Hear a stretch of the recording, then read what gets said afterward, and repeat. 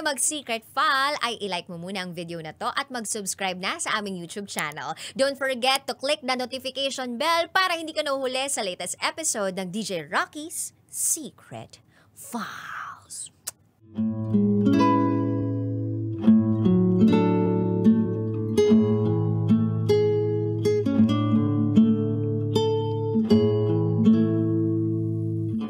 And now, it's time for DJ Rocky's Secret Files with Jello.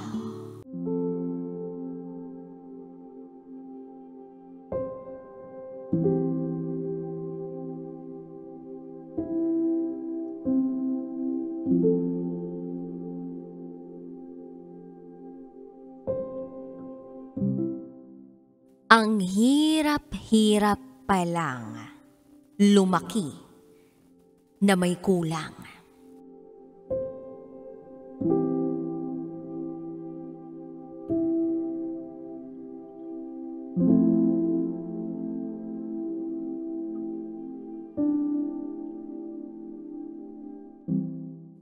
Hi DJ Rocky at DJ Jello.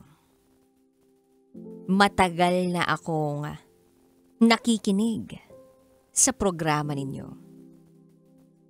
At ngayon ay natagpuan ko na lamang ang sarili ko na emosyonal. Baka sa pamamagitan ng pagbabahagi ko ng mensaheng ito sa taong matagal ko nang hinahanap-hanap o inaasam, mapagaan nito ang bigat ng nararamdaman ko. Itago niyo ako sa pangalang Jenica. At ito, ang aking secret file.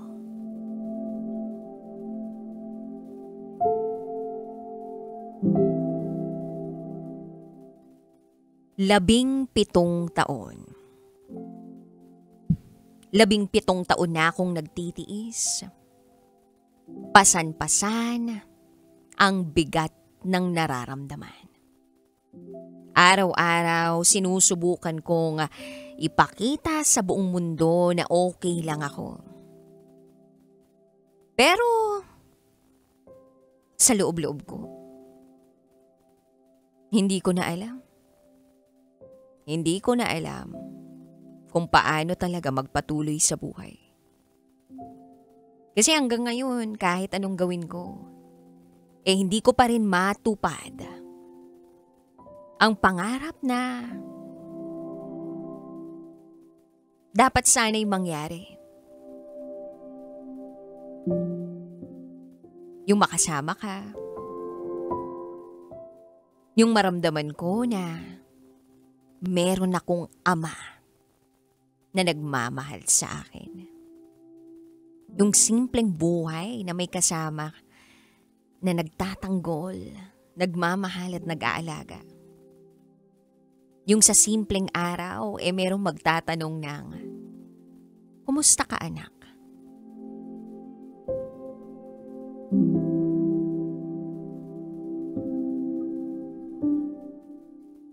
Si Mama, wala namang ibang ginawa kundi iparamdam sa akin na kumpleto ang atensyon at pagmamahal na dapat maramdaman ko. Yung bang tipong walang kulang. Pero habang lumilipas ang panahon, mas napapatanong ako kung bakit ganito ang nararamdaman ko. Dahil ang hirap-hirap palang lumaki na may kulang. Na kahit gaano pa karaming masayang alaala ang napuno ko sa buhay ko, hindi ko maiwasang magtanong na bakit wala ka? Bakit hindi ka namin kasama? Yung mga gabing mag-isa lang ako sa kama, walang ibang mag-aalo, walang iba kundi ang mga tanong na paulit-ulit na pumapasok sa isip ko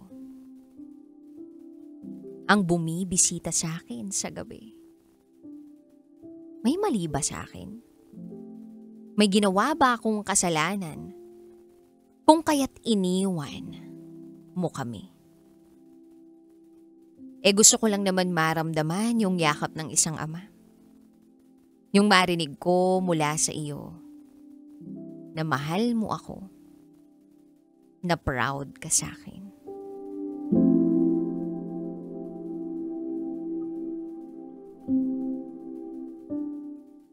Iniisip ko, baka ako na lang talaga itong umaasa. Baka masyado lang akong mapaghangad na magkaroon ng pamilyang buo. Pero hindi ko kaya itong itago. Yung paghahangad ko ng presensya mo. Dahil kung makikita mo lang yung nangyayari sa akin, kung maririnig mo lang yung mga iyak ko sa gabi, kung makita mo lang na kahit sobrang layo ko na sa'yo, umaasa pa rin akong babalik. Babalik ka. Hindi ko pa rin kayang mawala ka.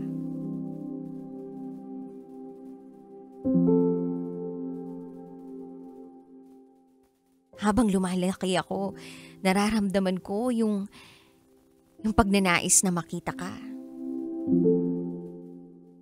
Yung maramdaman ko kung ano yung nararamdaman ng mga kabataan na merong ama sa buhay nila. Hindi ko kasi kayang tanggapin na hindi mo ako kayang yakapin.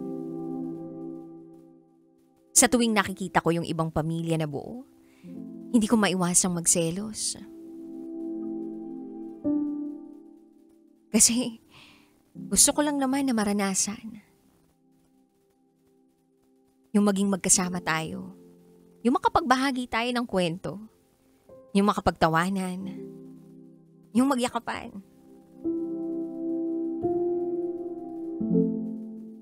May mga bagay sa buhay na para lang sa isang ama at anak.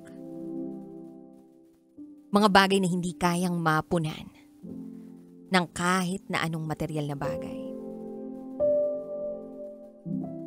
Kaya nito lang sinubukan ko na mag-message sa Facebook mo. Pinag-isipan kong maigi kung ano ang mensaheng ipapadala ko.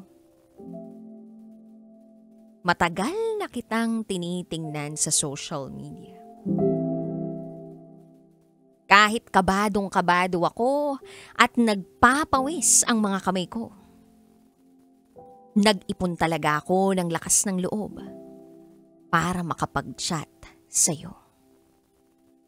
Sa chat na yun na ipinadala ko, nagpakilala ako.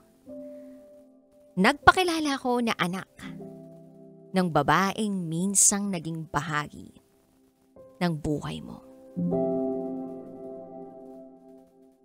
At kasabay ng pagpapadala ko ng mensaheng yun, kalakip no ng lihim na pag-asa kong makita mo ito at nang ma-replyan mo.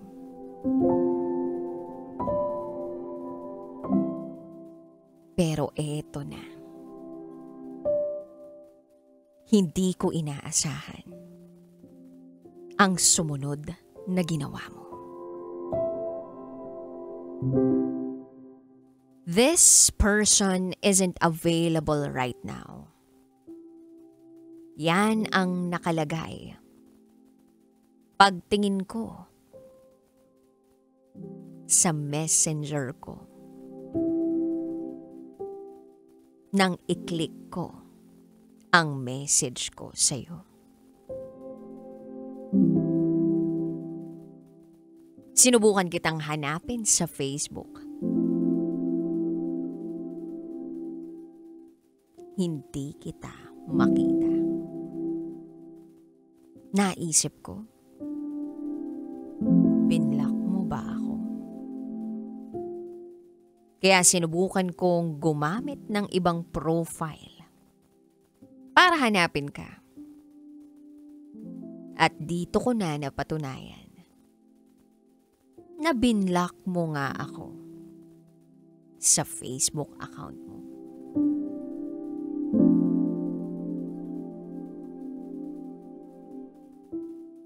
Ang tanging pangarap ko lang naman ay maramdaman na may tatay akong tunay na nagmamahal sa akin.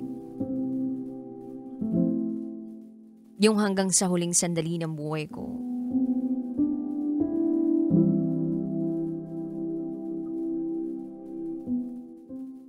nag-aasam pa rin ako. Nagdarasal pa rin ako. Na sana kahit minsan maramdaman ko na importante ako sa'yo.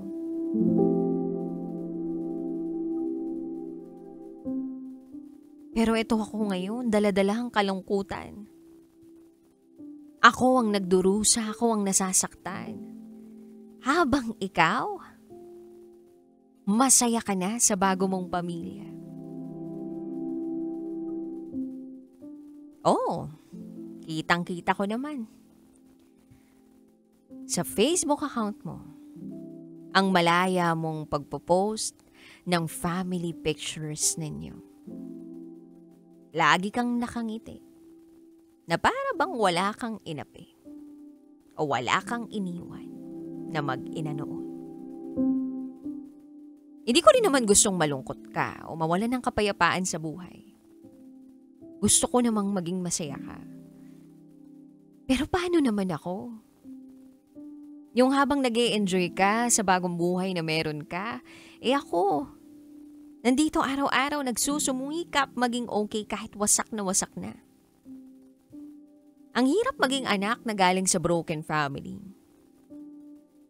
Kasi kahit gaano ko pa gustuhin maging masaya, lagi ko nararamdaman na may parte sa buhay ko o pagkatao ko na hindi buo.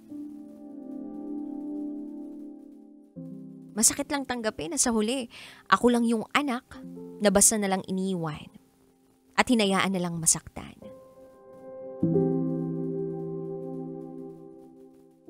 Naisip ko nga paano yung mga panahong umiiyak ako sa gabi, walang ibang nagko-comfort sa akin. Yung mga sandaling sobrang nanghihina ako pero pinipilit kong maging matatag at maging malakas, ngumiti para lang magmukhang okay. Kailan mo ba maiintindihan na hindi ko naman kailangan ng malaking bagay mula sa'yo? Ang tanging hinihiling ko lang ay ang presensya mo bilang isang ama. Na sana kahit minsan maisip mo na habang masaya ka na sa bago mong mundo, meron kang isang anak na nananatiling wasak dahil iniwan at kinalimutan mo. Hindi ko naman pinili na maging parte ng isang broken family pero ako ang nakakaramdam ng buong bigat ng sitwasyon. Ako yung nahihirapan. Ako yung naguguluhan. Ako yung araw-araw na nagtatanong kung kulang ba ako kaya mo kami iniwan. At ako yung nasasaktan habang pinipilit maunawaan kung bakit kailangang mangyari to. Ang unfair kasi ikaw ang gumawa ng desisyon. Pero ako yung nagdadala ng consequence hanggang ngayon. Sana lang kahit minsan maisip mo ko.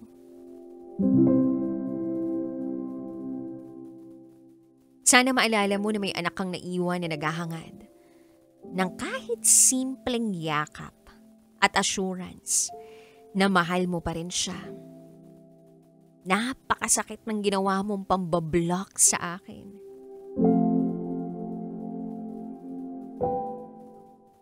At dito ko nga na-realize na baka wala talagang lugar para sa akin sa buhay mo. Masakit tanggapin pero siguro kailangan ko na ring matutong tanggapin. Kahit ang hirap, kahit ang bigat. I've been suffering for so many years, carrying all the pain and the questions in my heart. Yung ako nandito pa rin trying to survive all the bruises you've left habang ikaw masaya na sa bago mong pamilya. Enjoying a life that no longer includes me. I never hated you for being happy. Never. Pero I'm so disappointed.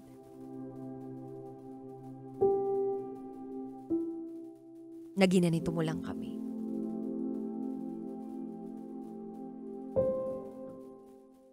Hindi ko hinihingi na iwan mo ang bago mong pamilya. Sana maalala mo lang na may anak kang patuloy na lumalaban sa buhay. Kahit punong-puno na siya ng sugat at lungkot. I kept telling myself to stop hoping. But my heart always ends up dreaming of that one thing I've been wanting ever since I was a child. Yung sana balang araw, mabuo pa rin yung pinapangarap kong pamilya. Yung mabuo pa rin tayong pamilya. But maybe that is something that will only happen in my dreams. Oo. Mabubuo siguro tayo pero sa panaginip ko na lang. Hindi na ito magiging katotohanan. Na kahit gaano ko pa ipagdasal ang kahilingan kong ito, mananatili lang itong isang panaginip.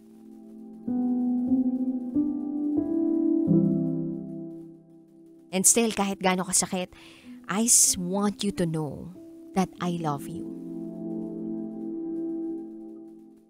Mag-iingat ka palagi pa. And I'm so sorry if hanggang ngayon, umaasa pa rin ako sa isang bagay na baka hindi na mangyari.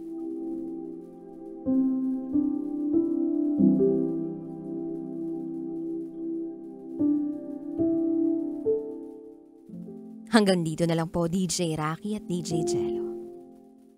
Salamat dahil kahit papano ay nailabas ko ang bigat ng nararamdaman ko.